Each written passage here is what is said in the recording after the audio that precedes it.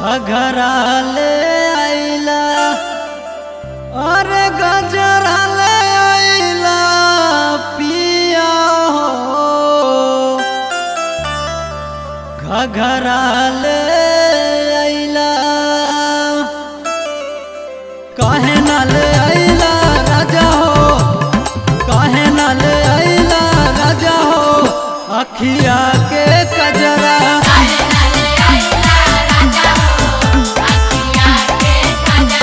काहे ना ले आइला राजा हो। अखिया के कजरा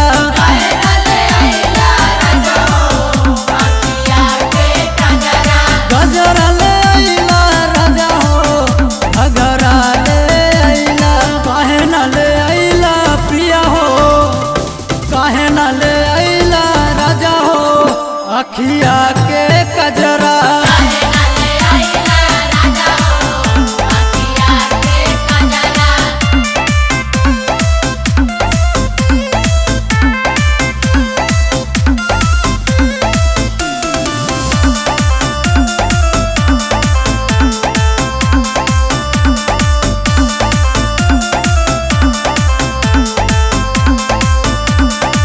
साड़ी ले आइला चटक रंग वाली हो, साड़ी ले आइला चटक रंग वाली हो। सोने के लैला तू कनवा के बाली हो, सोने के लैला तू कनवा के बाली हो। साड़ी ले आइला चटक रंग वाली हो, सोने के लैला तू कनवा के बाली हो।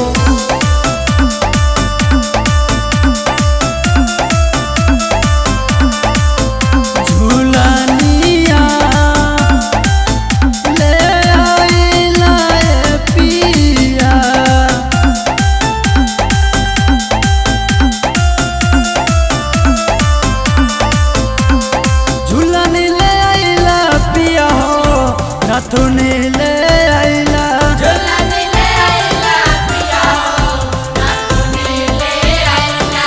काहे ना ले आइला पिया हो, काहे ना ले आइला राजा हो। अखिया के कजरा काहे ना ले आइला राजा हो, अखिया के कजरा। काहे ना ले आइला पिया हो। अखिया के कजरा काहे ना ले आइला राजा हो, अखिया के कजरा।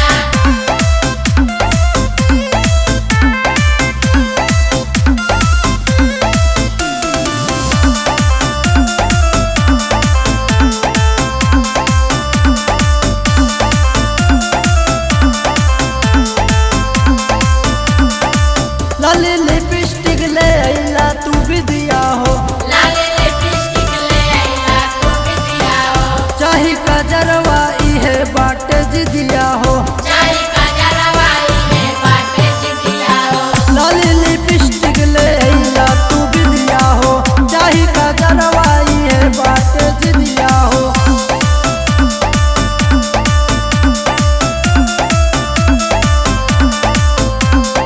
चूड़िया ले आइला ये पिया कंगनवा,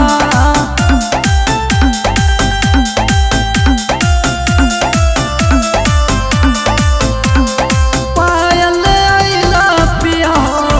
छागल ले आइला पायल ले आइला पिया हो, छागल ले आइला।